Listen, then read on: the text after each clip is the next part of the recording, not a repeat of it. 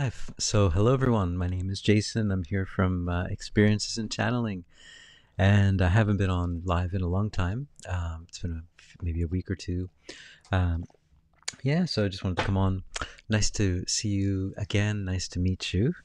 And what I'd like to talk about today, yeah, as the title says, I wanted to talk about dimensional doors, and I wanted to talk about Tojishi and Keystones and a whole bunch of other things. So before I begin, behind me, this is my site. If you're interested, please check it out. It's got all my whatever, all the stuff that I offer. And all right, so let's just jump into. First of all, I just want to share a dream. So I've been doing a lot of research. I've been doing some what's called spiritual warfare. If you're not familiar with it, it's battling the darkness, basically. I have been attacked since I was just a little kid, ever since I was really, really little. And what I usually used to do is fight. You fight the bad guys, right? And but what I realized is that the bad guys, well, the bad guys, so the people that are working on the other side, the yin and yang symbol, they're very strong, right? In that if you fight them, then you're fighting at the same level, and so there's really no winner or loser in the end. Um, but if you understand that the reason that they're fighting is they're not actually coming to attack you, they legally believe that they have a right to attack you. And so once you take care of the legal aspects of it, then it becomes a little bit easier. I mean, of course, fighting, I mean, that's part of it, as well, but it just tires you out when you fight against these things. But if you close the doors, so this is another dimensional door, it will help you sleep better and deal with these things. So I've been saying a prayer to close and to renounce all of these. So basically, these doors are opened through different things that we do in our lives and different things that our ancestors have done. And so making sure that you close all of those doors. So covenants that an ancestor has made, or curses that have come. Curses are surprisingly a lot more common than people assume them to be. People assume it to be some sort of crazy thing. Curses, I mean, our words are spells. Our words are very powerful. And so that's why it's so important, when you're living your life, to speak good words, of people, and to be good to people and try to bless people. Because your words are very powerful. Even though you don't mean to, you sometimes curse yourself by saying negative things about yourself. So yeah, we have a lot more power than we assume we do. And I think that's part of this time that we're in, is just understanding that. But so what I wanted to share, though, is just one little piece of information about that, is that, so I had a dream last night. I dreamt I was in one of my childhood homes. And when you dream about your home, you're dreaming about yourself, right? And so this dream had a lot of interesting insight into what's going on in my life at the moment. And so in the dream, my house, it was this house that I used to live in, but all of the furniture was missing, and someone had taken it out and was lying about how they took it out. And so that was very interesting. And then in addition to that, when you dream about an old house, usually that means that there is an opening in that old house. In that time period, there's some sort of opening, spiritual opening, that's allowing something to come in. And so they're using that legal loophole of that house or whatever that has a portal, basically. And so, so I talked to my guides about it today, and they're saying that yes, it is a bit of that. So this was a bit of an attack, but it was also a prophetic dream as well, to show me a little bit, to give me a heads up on what's about to happen in my life. It's something that I already know, but it's just kind of a heads up.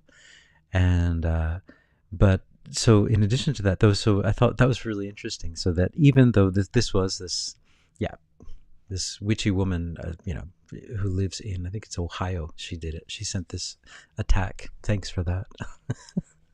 But anyway, she, I don't know her, but except for this, but these attacks can also be used by your guides to teach you things. And so these attacks come, okay, yeah, I've said too much about that. So I'm just gonna, just say that Yes, so when you dream about an old house, that means that there might be a door open there.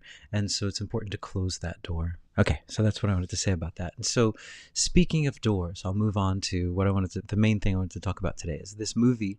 It's a Japanese movie. It's called Suzume. And the Japanese title is Tojishi. And Tojishi just means a door closer, a professional or master door closer. In this film, this is about there are these portals that open up throughout Japan, and when they do open, they allow this kind of caterpillar sort of thing to come out, and this caterpillar thing creates earthquakes. And so this man here, I think his name was, what was his name? Shota. What the heck was his name? No, I can't remember his name for some reason. Okay, but anyway, this guy that you can't really see very well right there on the right, he's a tojishi, a professional door closer.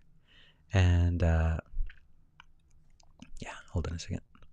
He's a professional door closer, and so he goes around closing these doors, and it's a really interesting movie. I won't really give you any spoilers, but just to say that, yeah, I recommend watching it if you're interested in this sort of thing. These portal doors, and so what was interesting though is that there's something in Japan. It's called the kaname ishi. Kaname ishi is a keystone. There's two keystones in Japan, one on the east side, one on the west side, and this is a historical thing, and it's touched on in this movie as well. And so these two keystones are quite large. Like, some people have tried to dig into them, and they found that it's so deep and so large that they can't. But what the keystones are to there's this belief that there's this giant catfish that lives kind of under Japan, and it just, if it's let free, it'll cause all these earthquakes. And so they put a stone on its tail and a stone on its head to keep it from moving. But when people's emotions and when people's energies, like, so this is again back to our power as human beings, when we create so much sadness or anger, fear or judgment, or these kind of cursing someone in your mind or out, I mean, just by cursing them out, like, oh, that guy cut me off, I don't like that guy, whatever, or my brother or sister or whatever, those things have power. And so that's all kind of gathered up, fished up, and then it's used can create an earthquake, for example, or a disaster of some sort. But anyway, this movie was about these doors, and I really recommend it. I thought it was really, really interesting. I don't know about the English translation, how well it translates. Sometimes when they translate into English, it sounds really weird, because there's a lot of things that don't translate well. I know, like, a lot of the Ghibli films, when they're translated into English, when I watch it in English, it's like, whoa, it's so weird, But in Japanese, it just seems very natural, because it's based on Shintoism and the way that people in Japan think. So so I don't know how the translation is, but I'm sure it might be pretty good. So I wanted to talk about that, and the reason I wanted to talk about that is Keystones. So one of the missions that I have here is I'm a keystone here. I can't leave until I am holding down energy here. And I'm not the only one. There are many keystones around, and one of my jobs is just like this guy here. I can't remember, Solta or Shota. I can't remember his name. His job was to close these doors, and it's very similar to what I've been called to do in my life here. Ever since I started kind of awakening to this, I've been finding myself in places. I'll be at a shrine or a temple, and all of a sudden the god or whatever in the shrine will start talking to me, and then I'll notice that there's all kinds of issues with the shrine, and then I end up either like freeing something, or there's usually freeing something. Usually it's like a genie in a bottle sort of thing, but it's not in a bottle. It's usually in a rock or in a shrine or something, and that energy is what's being used. It's what's the word? I can't remember the word for it, but when they put the genie in the bottle, kind of thing. So that, and then they use the energy of that genie. And so when you free the energy, then that bottle has, or that lamp doesn't have any power anymore. And so that's what I've been doing, freeing a lot of these beings that have been trapped, yeah, sealed. That's the other word. They've been sealed, and And so in a sense, it's also kind of closing these energetic doors. A lot of times the shrines are built on top of these doors, of these portals. And so people in the past knew, they understood, right? Not like the modern people where we don't know anything about this, but yeah, they knew. I know they know. Okay, this is an energy spot. This is an energy spot, and it's all a network. It's all connected underground.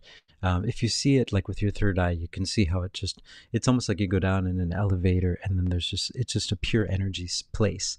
And that energy can be, as all energy, just like on your batteries, you have the plus side and the minus side, and neutral, right? So it's important that all of these things be shifted back to neutral. And so that for me is kind of like closing the door. I'm not really closing the door, I'm just turning it back to neutral so that the energy is not being used, for anything that's harmful.